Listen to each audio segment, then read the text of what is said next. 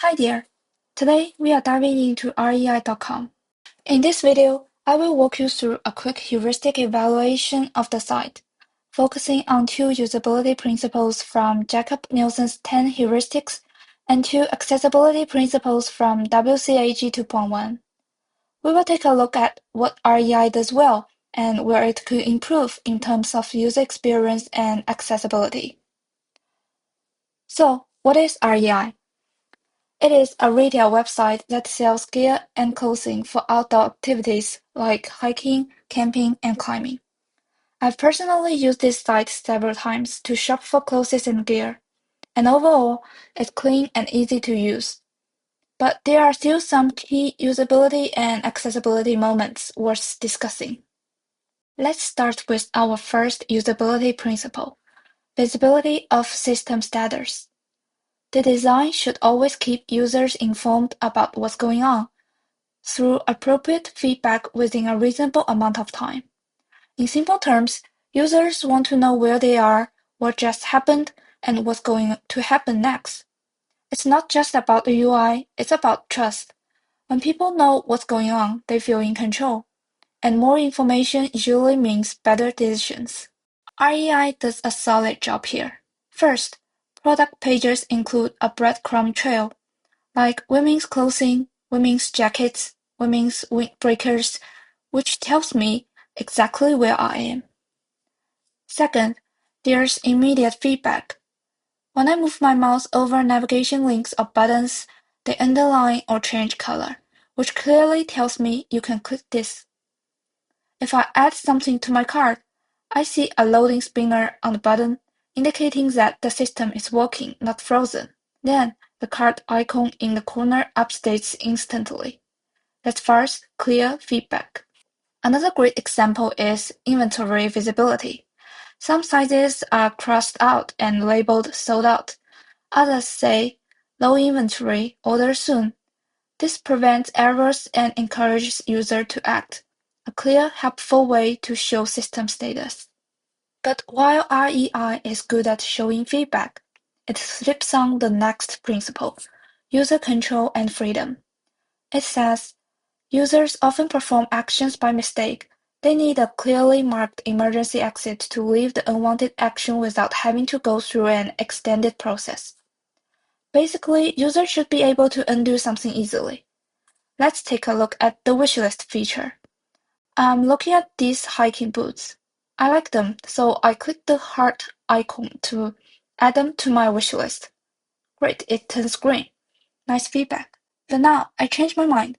I want to remove it. My natural instinct is to click the heart icon again to undo it. That's what pretty much every site does. And it says, this item has been added to my wishlist. Let's check the wishlist page. And there are two of them. That's not what I want. To fix it, I have to go into the wishlist page and manually remove them. This breaks expectations. The heart icon should act like a toggle click to add, click to move. That's the norm, and it gives user control. Let's move on to accessibility. The first principle is perceivable. Web content is made available to the senses, sight, hearing, and or touch. In other words, users should be able to see, hear, or otherwise understand the content. REI does a pretty good job here. Their pages are well structured. Product images have descriptive alt text. For example, a person bundled up in a cozy sleeping bag relaxing in a hammock. Many videos have closed captions, and product descriptions are clear and detailed. But there are issues too. Some images have redundant alt text, like just repeating the product name, which doesn't help screen reader users. Also, on the homepage, the top navigation bar uses gray text on a black background. This low contrast makes it hard to read, especially for users with low vision. The next principle is operable. That means all the buttons, forms, and navigation should be usable, even without a mouse. According to Guideline 2.1, all functionality should be available from a keyboard. REI does cover the basics. You can tap through fields, hit Enter to submit, or use Ctrl F to search.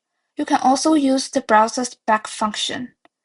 but there are no advanced keyboard shortcuts for jumping to filters or the wish list.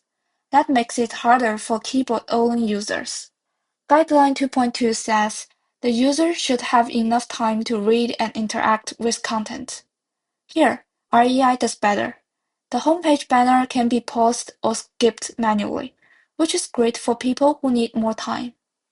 And finally, Guideline 2.4 talks about helping users know where they are. REI's breadcrumb trail does exactly that. It shows you your current location in the site and helps with orientation. In conclusion, REI does a good job with usability. Users can get clear feedback through breadcrumbs, hover effects, and cart updates, but it falls short on user control and freedom. The wishlist button doesn't allow quick undo, which can be frustrating. For accessibility, REI includes alt text and let users post banners, which is helpful. But the top navigation is hard to read, and there aren't enough keyboard shortcuts. So, REI works well in many ways, but there's still room to make it easier for everyone to use.